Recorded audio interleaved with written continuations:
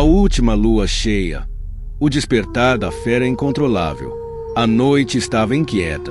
O vento cortante uivava entre as árvores mortas e a lua cheia, enorme e pálida, pendia no céu como um presságio sombrio. O pequeno vilarejo à beira da floresta já dormia, mas um medo silencioso pairava no ar. Portas trancadas, velas apagadas. Ninguém ousava andar pelas ruas de terra batida. Todos conheciam a lenda. Todos sabiam o que acontecia na última lua cheia do inverno. Mas nem todos acreditavam, até que os primeiros gritos ecoaram na escuridão. Há séculos, um homem condenado pela própria natureza tentou escapar do destino cruel que lhe foi imposto. Ele não era mais humano, não completamente. Algo dentro dele despertava com a luz prateada da lua uma fome incontrolável, um instinto primitivo que o transformava em uma besta sedenta por sangue. Ele fugiu, escondeu-se, tentou resistir, mas a maldição não perdoa. Ela espera, ela se alimenta da negação, e quando o momento certo chega, não há mais fuga, apenas a transformação, apenas a matança. Dizem que ele nunca morreu, que, a cada século, quando o último ciclo lunar do inverno se completa, ele retorna. E agora, naquela noite amaldiçoada, a lua cheia iluminava mais uma vez os telhados das casas trêmulas, lançando sombras alongadas sobre as ruas desertas. Algo acordou na floresta. Os galhos se dobravam, os animais fugiam, e um cheiro metálico de sangue já começava a se espalhar pelo vento. No centro do vilarejo, um jovem chamado Elias segurava uma carta amarelada pelo tempo, um aviso deixado pelo avô antes de morrer. Quando a lua for completa pela última vez, fuja. Se ouvir rosnados, não olhe para trás. E se o chamar pelo nome, corra.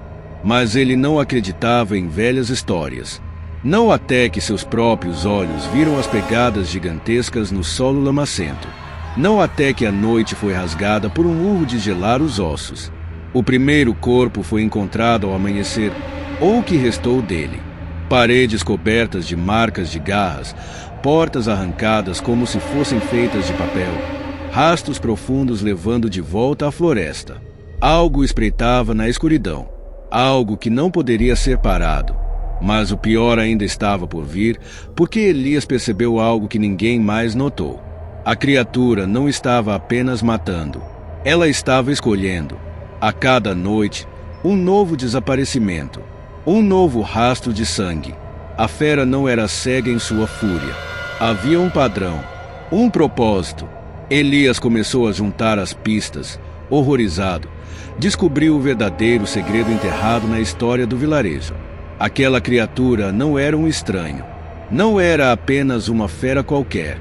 Era um de nós. E então, o medo se tornou pânico. Quem entre eles carregava o sangue da maldição? Quem, ao amanhecer, voltaria a ser humano sem lembrar do que fez? Quem, ao olhar para o espelho, veria os olhos selvagens da fera espreitando dentro de si? Elias sentia seu coração disparar.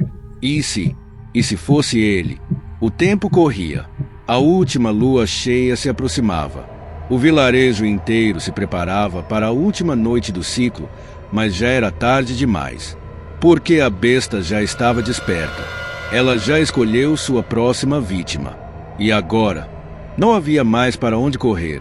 O silêncio da madrugada foi quebrado por um grito agonizante. Depois, apenas o vento. E a lua, fria e impassível, testemunhando a maldição se repetir mais uma vez. Até o próximo inverno.